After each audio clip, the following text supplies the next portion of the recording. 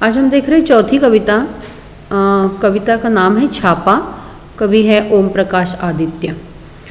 इस हास्यव्यंग्य कविता के माध्यम से कवि ने हमें आयकर विभाग के छापे किस तरीके से सामान्य जीवन को अस्त व्यस्त कर देते हैं, इसके बारे में व्यंग्यपूर्ण लेकिन हास्य बना रहे इस तरह की कविता लिखी है।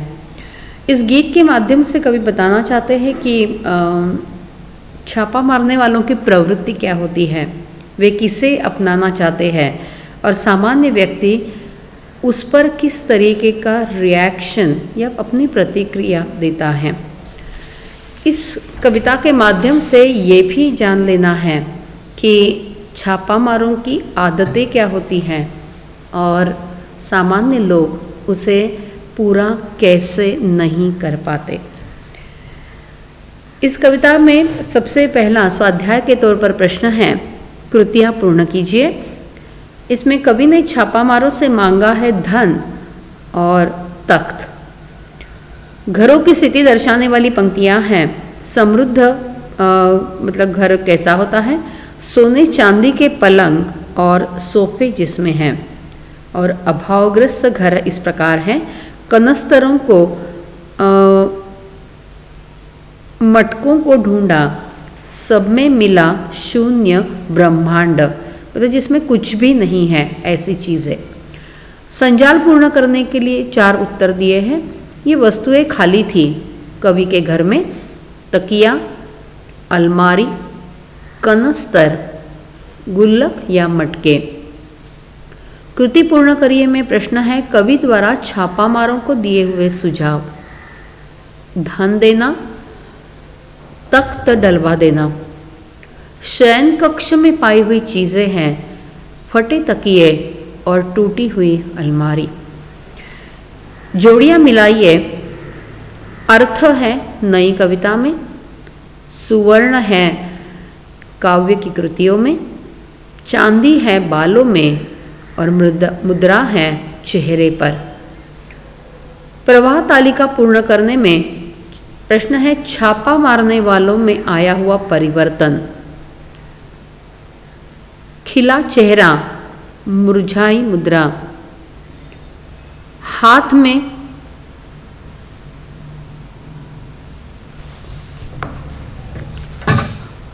में करुण रस समाया।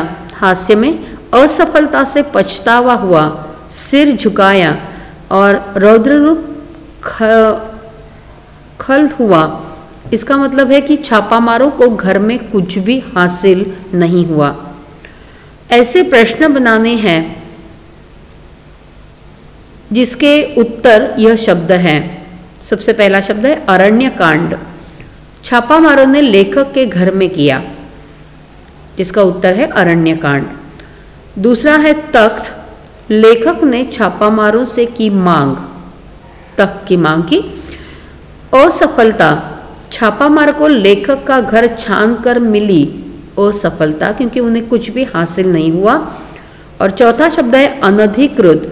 छापामारों को लेखक के घर से ऐसा अर्थ अपेक्षित था जो अनधिकृत था। सोना, चांदी, अर्थ और मुद्रा, इन शब्दों के विविध अर्थ बताते हुए कविता के आधार पर इनके अर्थ लिखिए। सोने का अर्थ है सो लेना, चांदी का अर्थ है अधिक धन, अर्थ का मतलब है मतलब और मुद्रा का मतलब है हाव भाव।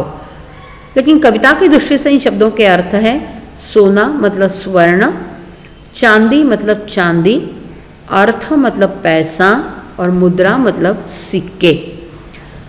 कर जमा करना देश के विकास को गति देना है, इस पर अपने विचार हमें व्यक्त करने हैं। हमने कई बार देखा हुआ है कि अपने विचार व्यक्त करते समय किसी एकाध वाक्य को, एकाध सुविचार को हमें स्पष्ट करने के लिए दिया जाता है। देश के लिए बहुत ज़रूरी है कि विकास की ओर उसका रुख निरंतर बढ़ता रहे और कर जमा करने के अलावा देश के पास या सरकार के पास पैसे नहीं आएंगे। आर्थिक स्थिति अगर सही होगी तो ही विकास संपन्न होगा। कर जमा करना देश के विकास को गति देना है। ये बिल्कुल सही है। देश चलाने के लिए, विकास की कार्यपूर्ति के लिए सरकार को आर्थिक आय की जरूरत होती है। सरकार भी मिलकर बनी हुई संस्था ही होती है जो कर रूप में जमा हुए पैसों से ही सामान्य लोगों की सेवा या आवश्यकता पूर्ण कर सकती है। अगर सामान्य लोग कर नहीं भरेंगे तो विकास की गाड़ी भी रुक सकती है और इसलिए ज़रूरी है कि हम निरंतर और तरीके से कर भरते रहें, तो ही विकास करने की जिम्मेदारी सरकार भी निभाएगी। इन मुद्दों के आधार पर विज्ञापन तैयार करने के लिए नीचे दिया हुआ है, जिसमें पुस्तक प्रदर्शनी और बिक्री की प्रदर्शनी विज्ञापन तैयार करना है। सबसे महत्वपूर्ण बात है कि विज्ञापन आकर्षक होना चाहिए। विज्ञापन को सुचारू रूप से कम शब्दों में लिखना अपेक्षित है। विज्ञापन आकर्षक और साथ ही साथ स्पष्ट हो, जिससे लोगों को समझ में आए कि किस चीज़ की हमें विज्ञापन करना है।